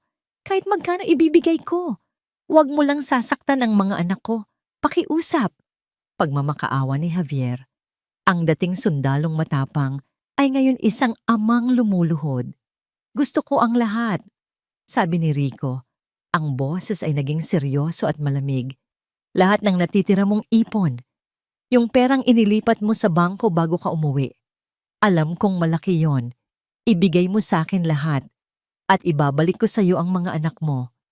Simple lang, di ba? Si Javier ay napasandal sa pader, ang mga binti ay halos hindi na siya kayang suportahan. Saan? Paano? Maghintay ka ng tawag ko. At wag na wag kang magkakamaling tumawag ng pulis, Javier. Dahil sa oras na makakita ako ng kahit isang pulis, ipapadala ko sa iyo ang mga anak mo. Piraso-piraso. Isang huling tawa at pagkatapos ay ang tunog ng pagbaba ng tawag. Katahimikan. Binitiwan ni Javier ang telepono.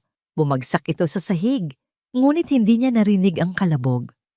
Ang tanging naririnig niya ay ang mabilis na pagtibok ng kanyang puso at ang paulit-ulit na boses ng kanyang anak. Itay? Gumuho siya.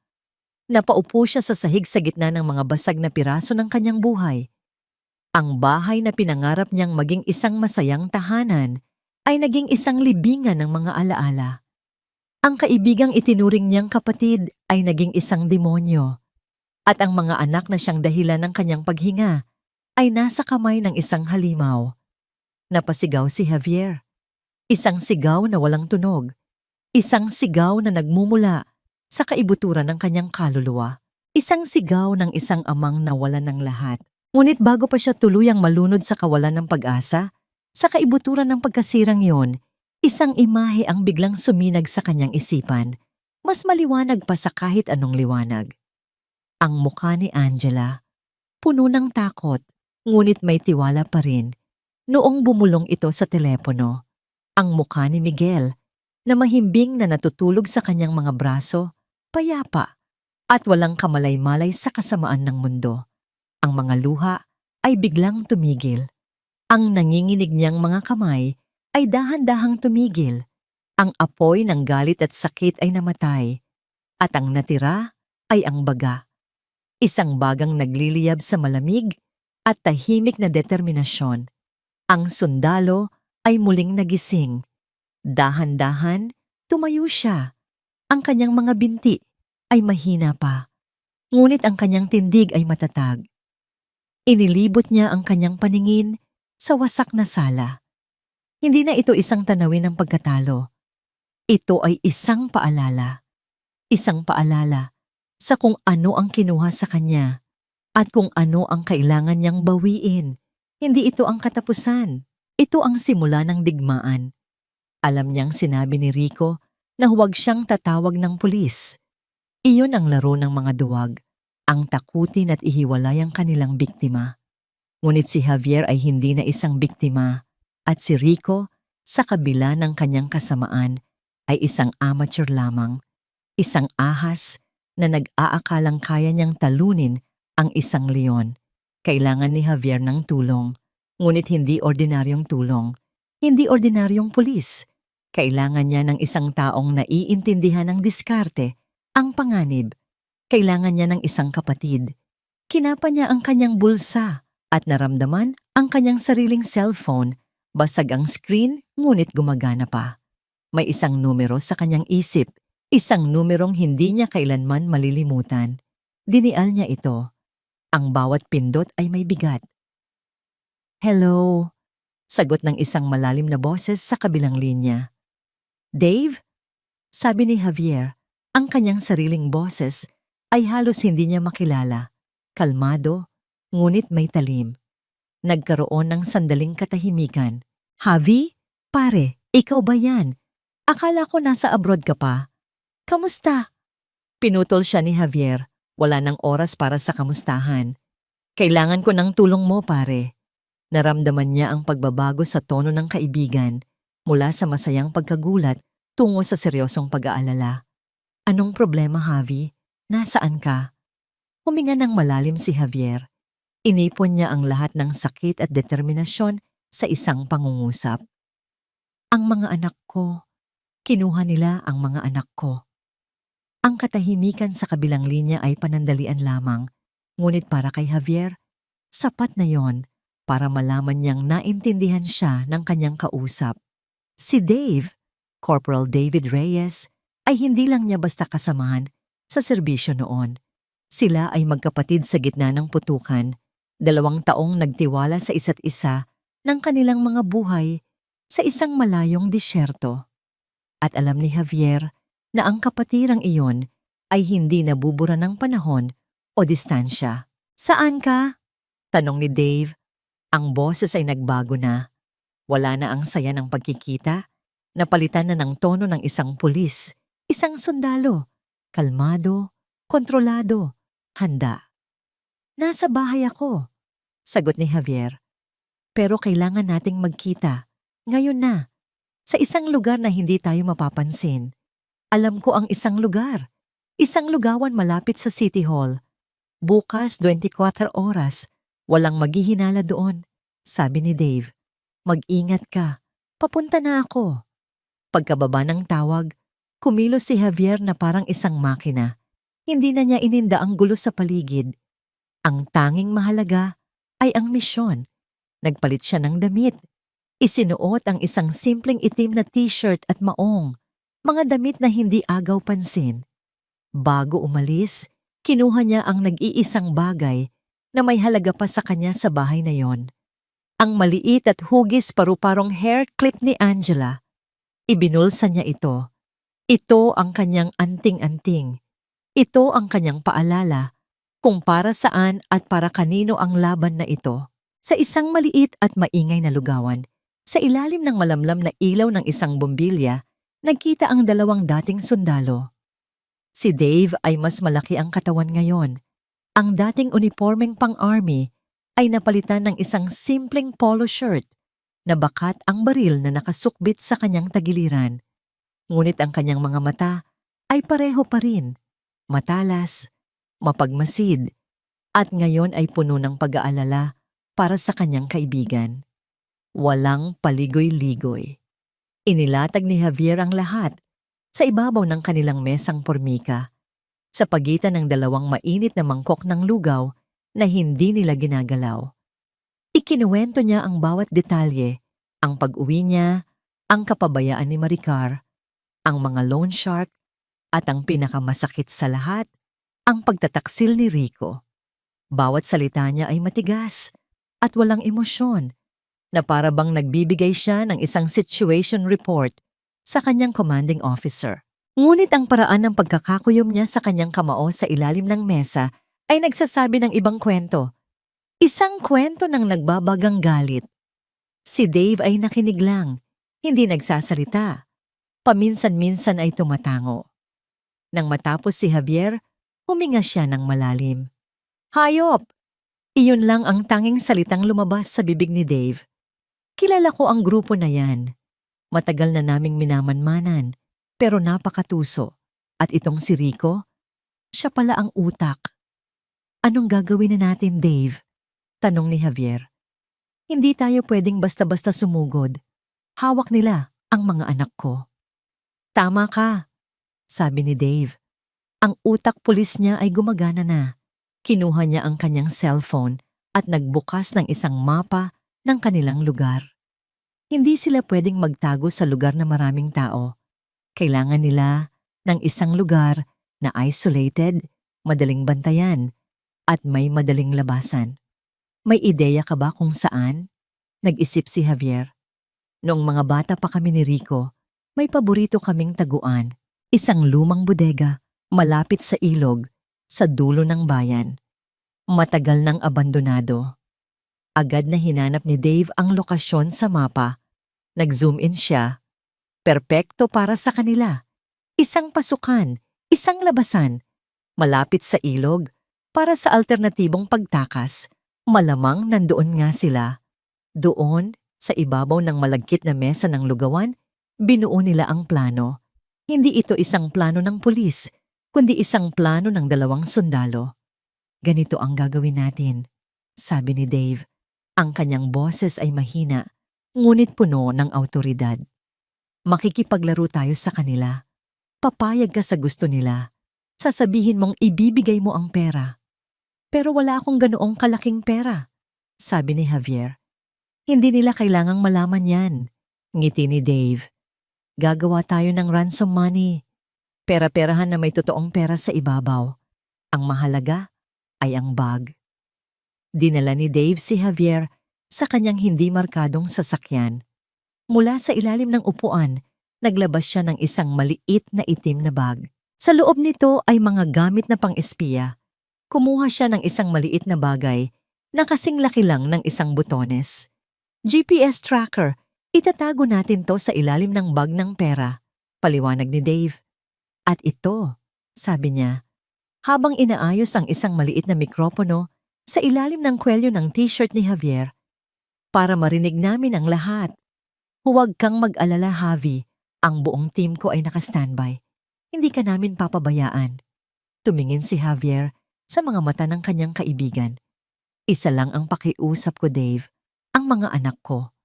Unahin niyo sila, anuman ang mangyari. Pangako, sagot ni Dave, at sa isang matatag na tapik sa balikat, sinilyuhan nila ang kanilang kasunduan. Bumalik si Javier sa kanyang wasak na bahay.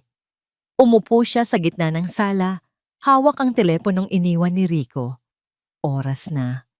Kinuha niya ang bag na may lamang mga pinutol na papel at ang tracker at inilagay ito sa kanyang tabi. Huminga siya ng malalim at nag-text. Isang simpleng mensahe lang. Okay, papayag ako. Saan?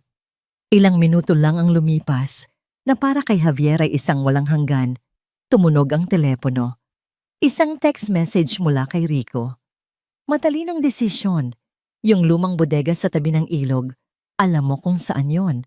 Mag-isa kang pumunta, walang pulis.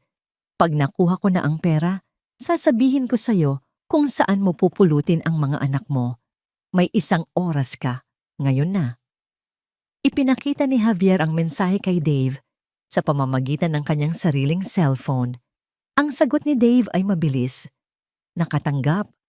Ang mga team ay nasa posisyon na. Sundin mo ang plano, Javi. Mag-ingat ka. Tumayo si Javier. Ang bawat hibla ng kanyang katawan ay sumisigaw sa takot. Ngunit ang kanyang mukha ay isang maskara ng kalmadong determinasyon. Kinuha niya ang bag ng pera. Bago siya lumabas ng pinto, hinawakan niya ang hair clip sa kanyang bulsa. Hintayin niyo lang si Itay, mga anak. Parating na ako. Sumakay siya sa luma niyang pick-up. Ang parehong sasakyan na dapat sana ay gagamitin niya para mamasyal kasama ang kanyang pamilya. Sinindihan niya ang makina. Habang tinatahak niya ang madilim na kalsada patungo sa dulo ng bayan, ang tanging ilaw na gumagabay sa kanya ay ang liwanag ng buwan at ang nag-aalab na apoy ng pag-ibig ng isang ama.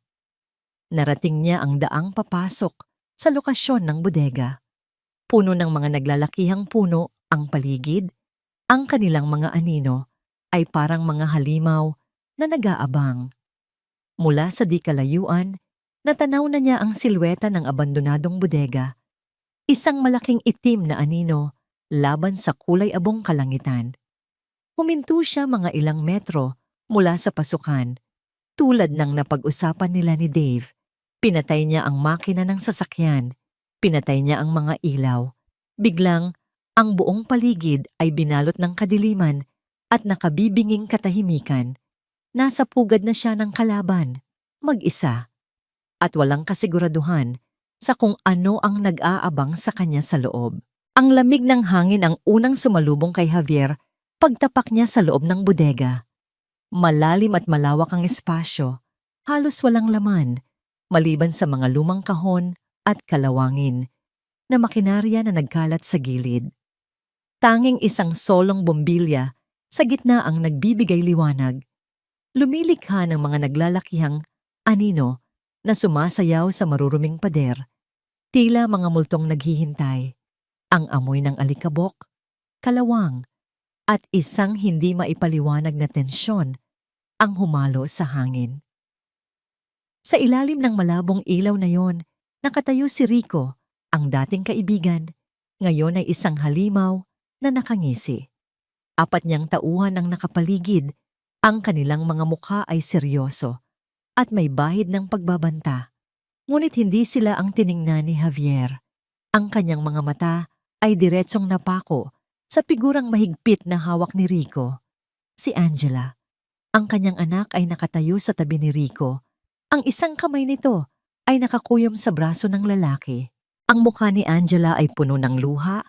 Ang mga mata nito ay nanlalaki sa takot. Ngunit sa kabila ng lahat, nakita ni Javier ang isang desperadong pagsamo, isang tahimik na panawagan sa kanyang ama. Sa isang sulok, nakaupo sa ibabaw ng isang tumpok ng sako, ang isa sa mga tauhan ni Rico. Karga-karga si Miguel. Mahimbing na natutulog ang bunso. Walang kamalay-malay sa digmaang nagaganap sa kanyang paligid. Maligayang pagdating, pare. Bati ni Rico Ang ngiti nito ay puno ng pagmamalaki at kasamaan. Nagagalak akong makita na marunong ka palang sumunod sa usapan. Nasaan ang pera? Hindi umimik si Javier. Ang kanyang mga mata ay nanatili kay Angela na tila sinusubukang kausapin ito sa pamamagitan ng titig. "Pakawalan mo siya, Rico," sabi niya. Ang kanyang boses ay kalmado, halos walang emosyon, ngunit may bigat na kayang bumasag ng bakal. Humalakhak si Rico. "Relax. Darating tayo dyan. Pero bago ang lahat, ang negosyo muna. Ibigay mo muna ang pera. Pag nabilang ko na, saka ko pakakawalan ng prinsesa mo." Hinila niya ng bahagya si Angela. Isang mahinang daing ang lumabas sa bibig ng bata.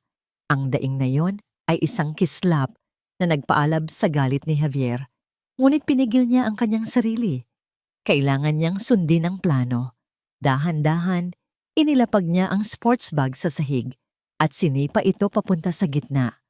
Huminto ito sa ilalim mismo ng bombilya. "Ayan na," sabi ni Javier.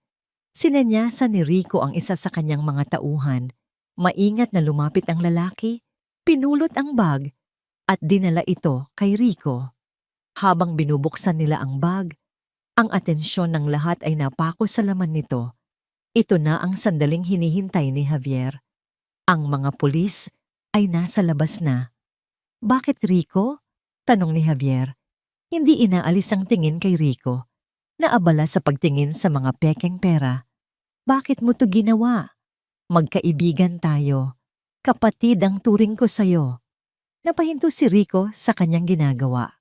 Itinaas niya ang kanyang ulo at sa mga mata niya, nakita ni Javier ang purong kasakiman at matagal nang itinagong inggit. "Kapatid?" Mapait siyang tumawa, puno ng paghamak. "Palagi na lang ganyan, Javier. Ikaw ang bida. Ikaw ang magaling na sundalo na may bayag sa gitna ng digmaan. Ikaw ang maswerteng OFW na yumayaman sa abroad. Ikaw ang may magandang asawa at masayang pamilya. At ako yung laging nasa anino mo, ang best friend na tagasalo ng mga problema mo. Hindi mo ba alam kung gaano kasakit na makita kang mayroon ng lahat ng bagay na dapat sana ay sa akin?" Ang boses ni Rico ay umalingaw-ngaw sa bodega, puno ng inggit at kapaitan. "Kaya sinira mo ang lahat?" tanong ni Javier. Ang kanyang boses ay matatag. "Sinamantala mo ang kahinaan ni Maricar. Inilubog mo siya sa utang. Ikaw ang kumuha ng lahat ng ipinadala kong pera." "Oo, ako nga." Pag-amin ni Rico, ang ngiti ay lumawak, puno ng pagmamalaki sa kanyang kasamaan. Madaling utuin si Maricar. Isang bulaklak, ilang matatamis na salita, isang pangako ng malaking pera, at nahulog na siya sa bitag ko. At ikaw naman, ang tanga mong asawa, patuloy lang sa pagpapadala ng pera. Napakadali ninyong lokohin. Ang lahat ng meron ka ay akin na dapat. "Itay," mahinang tawag ni Angela. Ang boses ay nanginginig at puno ng takot. Ang salitang yon ay nagsilbing pambasag sa pag-uusap. Oras na. Nakita ng isa sa mga tauhan ni Rico ang mga pekeng pera sa ilalim ng bag. "Boss, patibong to." Ngunit sa puntong iyon, hindi na yon mahalaga.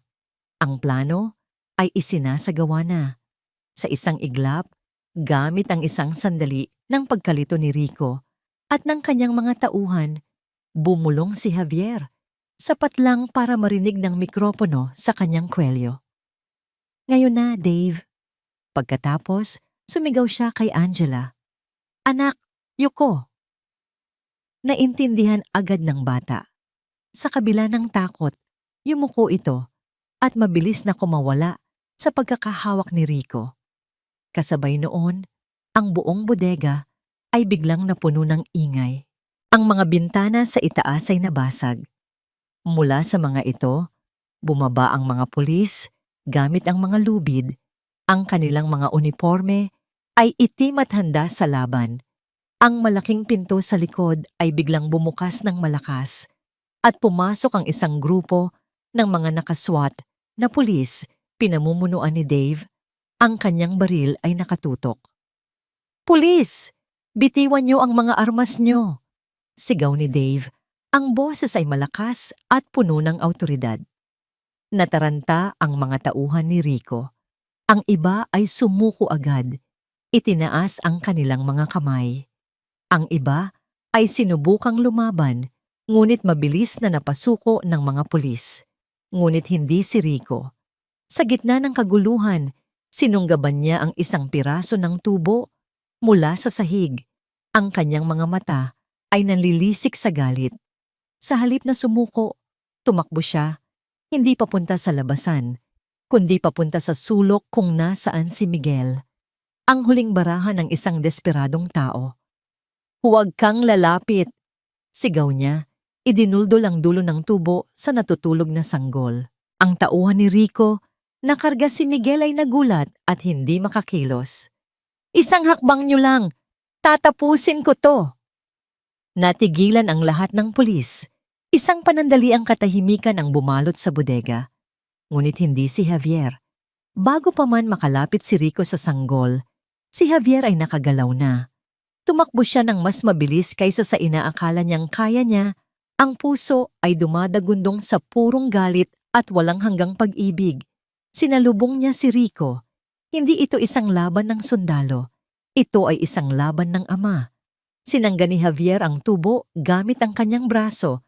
Naramdaman ang matinding sakit, ngunit hindi niya ito ininda. Ang sakit ay nagpalakas pa lalo sa kanya. Sinuntok niya si Rico sa mukha. Isang beses. Pangalawa. Pangatlo. Bawat suntok ay may kasamang bigat ng pagtataksil, ng sakit ng kanyang mga anak, ng bawat luhang pumatak mula sa kanilang mga mata. Bumagsak si Rico sa sahig, duguan at halos walang malay. Nakatayo si Javier sa ibabaw niya. Ang kanyang kamao ay handa para sa isa pang suntok. Ang hininga ay mabigat. "Javier, tama na!" Narinig niyang sigaw ni Dave. Tapos na ang laban. Dahan-dahan, ibinaba ni Javier ang kanyang kamao. Tumingin siya sa paligid. Ang mga tauhan ni Rico ay nakaposas na. Mabilis na kinuha ni Dave at ng isang pulis si Miguel. Tinitiyak na ligtas ito. At si Angela, ang kanyang matapang na prinsesa, ay tumatakbo palapit sa kanya. "Itay!" Sinalubong siya ni Javier ng isang mahigpit na yakap. Binuhat niya ito, kinulong sa kanyang mga bisig. Naramdaman niya ang panginginig ng munting katawan nito. Narinig niya ang malakas na pag-iyak nito. Isang iyak ng takot. Ngunit ngayon ay may kasama ng ginhawa. Ang kanyang mukha ay nakasubsob sa buhok nito. Lumalanghap sa pamilyar na amoy ng kanyang anak. Sa sandaling iyon, sa gitna ng nagkalat na basag na kahoy, ng mga posas at ng nalalapit na hustisya, naramdaman niya ang tunay na tagumpay. Ito ang laban na pinakamatindi sa lahat. At sa wakas, nagwagi siya. Ngunit habang kinaladkad ng mga pulis si Rico palabas ng bodega, isang huling tingin ang ibinato nito kay Javier. Ang mga mata nito ay puno pa rin ng galit. Ang mga labi nito ay nabaluktot sa isang ngisi. "Hindi pa tapos ang lahat, Javier," sigaw ni Rico. Kahit napahirapan na itong magsalita. "Sinira mo ang buhay ko. Magbabayad ka. Magbabayad kayong lahat." Matapos ang kaguluhan sa bodega, ang mga sumunod na oras ay nabalot ng mabilis na pagkilos. Dinala agad si Angela at Miguel sa pinakamalapit na ospital para sa medical check-up. Si Javier ay sumama. Ang kanyang mga mata ay hindi inaalis sa kanyang mga anak. Ang bawat paghihinga ni Miguel, ang bawat kislap sa mga mata ni Angela, ay isang paalala sa kanyang tagumpay. Ligtas na sila. Sa wakas, ligtas na sila. Si Rico at ang kanyang mga tauhan ay dinala sa presinto. Nagbigay ng kanyang pahayag si Javier, detalyadong isinalaysay ang lahat mula sa simula. Sa tabi niya si Dave, ang kanyang matapat na kaibigan na nagbigay rin ng suporta at patnubay sa legal na proseso. Gabi na nang makauwi sina Javier at ang mga bata. Ang bahay ay nanatiling wasak. Ngunit ngayon ay may kasama ng bagong kahulugan. Hindi na ito simbolo ng pagkawasak, kundi ng laban na kanilang pinagtagumpayan. Habang tulog na si Miguel, buhat-buhat niya si Angela patungo sa silid nito. Ihinigan niya ang bata sa kama. Ngunit sa halip na matulog, niyakap siya ni Angela ng mahigpit. "Itay, huwag po kayong aalis," bulong ni Angela. Ang kanyang boses ay nanginginig pa rin sa natitirang takot. Umupo si Javier sa gilid ng kama. Hinaplos niya ang buhok ng kanyang anak. "Hindi na aalis si Itay, anak. Hinding-hindi na." Dahan-dahan, nagsimula siyang magsalita. Ito ang pagkakataon para maging tapat sa kanyang anak, upang ipaliwanag ang lahat sa paraang maiintindihan nito. Ikinuwento niya ang tungkol kay Mama Maricar, hindi para siraan ito, kundi para ipaunawa na may mga pagkakamaling nagawa ang mga matatanda. Ikinuwento niya ang tungkol kay Churico, hindi para maghasik ng galit, kundi para ituro ang aral na hindi lahat ng nagpapanggap na kaibigan ay totoo. "Marami akong pagkukulang, anak." Pag-amin ni Javier, ang kanyang boses ay puno ng pagsisisi. "Dahil sa paghahanap buhay ko, naiwan ko kayo. Akala ko, sapat na ang pera para maging masaya kayo. Pero mas kailangan niyo pala ang itay niyo. Patawarin mo ako, anak." Umiling si Angela. Ang kanyang mga luha ay muling nagsimulang umagos, ngunit ngayon ay hindi na ito luha ng takot, kundi luha ng kalungkutan na may halong pag-unawa. "Mahal ko po kayo, itay," ang tanging nasabi nito. Niyakap ng mahigpit ni Javier ang kanyang anak. Ang init ng katawan ni Angela ay tila bumubura sa lamig ng nakaraang paghihirap. Ito ang simula. Ang simula ng paghilom. Kinabukasan, habang abala si Javier sa paglilinis ng kanilang sala, may kumatok sa pintuan. Si Dave. Kasama niya ang 2 pulse. "Javi?" sabi ni Dave. Ang kanyang mukha ay seryoso. "Nasa presinto si Maricar. Gusto kanyang makausap." Nag-atubili si Javier. Hindi niya alam kung anong mararamdaman. Galit? Awa? O pagod na lang sa lahat? Ngunit alam niyang kailangan niya itong harapin. Ito ang huling kabanata ng kanilang nakaraan. Nang marating niya ang presinto, dinala siya sa isang silid na may malaking salamin. Sa kabilang banda, nakaupo si Maricar. Ang kanyang mukha ay maputla, ang mga mata ay namumugto. Hindi na ito ang Maricar na puno ng saya at ambisyon. Ito ay isang babaeng basag. Ibinaba ni Dave ang telepono para marinig ni Javier ang usapan. "Javier," simula ni Maricar. Ang boses ay mahina, halos pabulong. "Alam kong wala akong karapatan na humingi ng kahit ano. Nagkamali ako. Malaki ang pagkakamali ko. Patawarin mo ako." Hindi umimik si Javier. Narinig niya ang kanyang mga salita. Ngunit ang sakit ng nakaraan ay sariwa pa. "Nandito ako para magbigay ng testimonya laban kay Rico." Pagpapatuloy ni Maricar. "Kukwentuhin ko lahat ng ginawa niya. Ang pagloloko niya sa akin, ang pagkuha niya sa lahat ng pera natin, ang pananakot niya. Alam kong kulungan ang bagsak ko pagkatapos nito.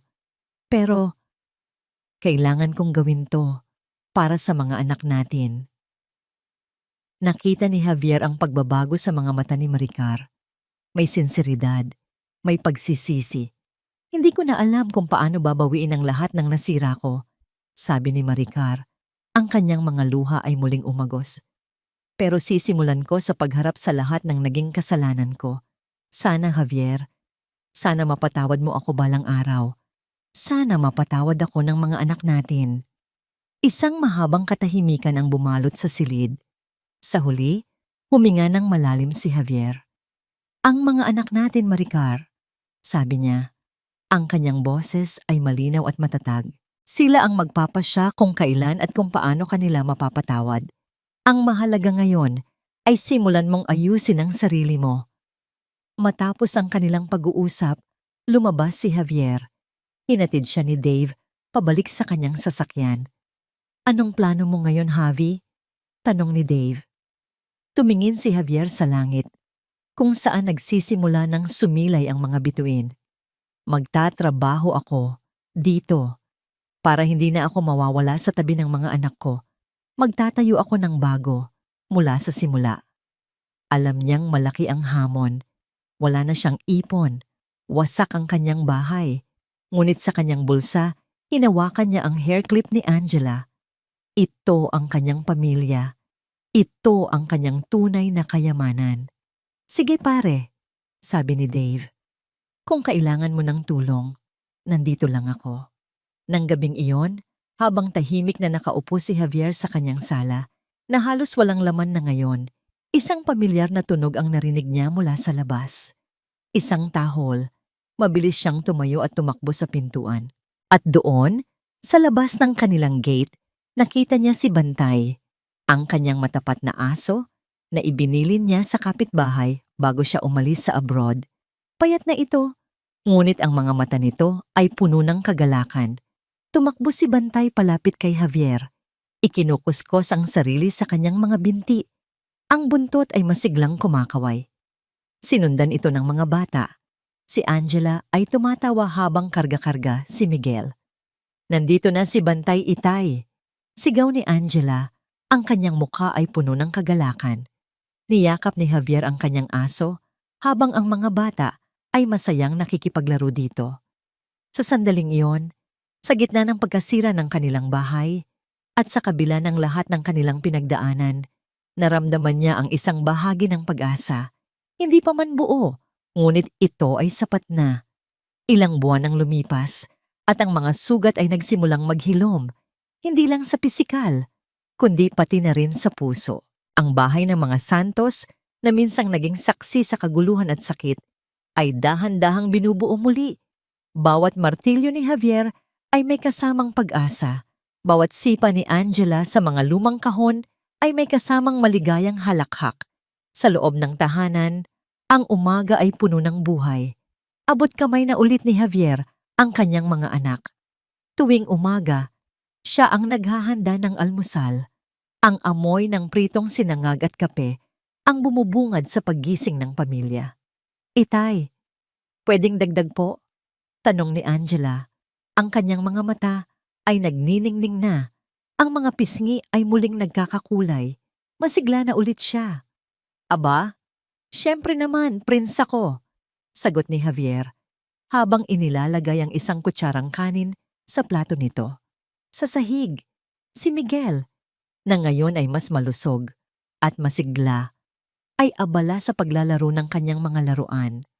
Ang kanyang mga boses ay puno ng mga tunog na walang kahulugan, ngunit nagbibigay saya sa lahat. Si Bantay ay nakahiga sa tabi niya, bantay sarado sa bawat galaw ng bata. Natagpuan ni Javier ang isang bagong trabaho bilang security guard sa isang pabrika malapit lang sa kanilang bayan. Hindi na niya kailangan pang umalis sa bansa. Ang sweldo ay sapat lang, ngunit ang mahalaga ay ang bawat gabi. Nakakauwi siya sa kanyang mga anak. Ang presensya niya ang naging pinakamahalagang gamot sa kanilang lahat. Ang bahay ay simple pa rin. Hindi na napalitan ang lahat ng kanilang nasira. Ngunit ang bawat sulok nito ay puno ng pagmamahalan at tawanan.